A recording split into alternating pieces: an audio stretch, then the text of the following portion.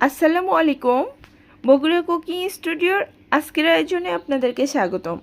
আমার আজকের রেসিপিতে থাকছে কাঁঠালের বিচি দিয়ে শুটকি মাছের মাখো মাখো একটি চচ্চড়ি। এর জন্য আমি প্রথমেই নিয়েছি শুটকির মাছগুলো আমি ভালোভাবে একটা প্যানে ভেজে নিলাম।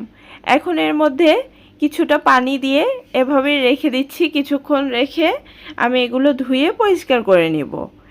এখন আমি কাঁঠালের বিচির ওপরের পাতলা আবরণটা ফেলে দিয়ে এভাবে কেটে নিয়েছি। সেদ্ধ করার জন্য পরিমাণ মতো পানি আর ঢাকনা দিয়ে দিলাম। এই তো এখন চেক করে নিব সেদ্ধ হয়েছে কিনা।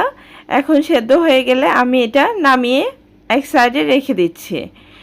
এখন আমি রান্না করার জন্য এখানে দিয়ে দিলাম সরিষার তেল, পেঁয়াজ। এই রান্নায় অবশ্যই সরিষার তেল ব্যবহার করার চেষ্টা করবেন। এখন আমি দিয়ে দিচ্ছি আদা রসুন বাটা 1.5 টেবিল চামচ। কিছুক্ষণ ভেজে নিয়ে এখানে আমি মশলাটা কষানোর জন্য পানি দিয়ে দিলাম। দিয়ে দিচ্ছি গুঁড়া মরিচ, হলুদ আর লবণ।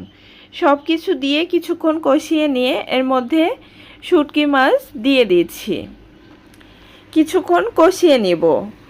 এখন আমি দিয়ে দিচ্ছি আলু আর আগের থেকে সেদ্ধ করে নেওয়া কাঁঠালের বিচি। এগুলো সব দিয়ে খুব ভালোভাবে আমি এখানে কষিয়ে নিয়ে এর মধ্যে কাঁচামরিচ, রাঁধুনির গুঁড়া আর জিরার গুঁড়া দিয়ে খুব ভালোভাবে মিশিয়ে নিয়ে এখন আমি সেদ্ধ হওয়ার জন্য দিয়ে দিচ্ছি পরিমাণ মতো পানি। দিয়ে একটা ঢাকনা দিয়ে দিচ্ছি।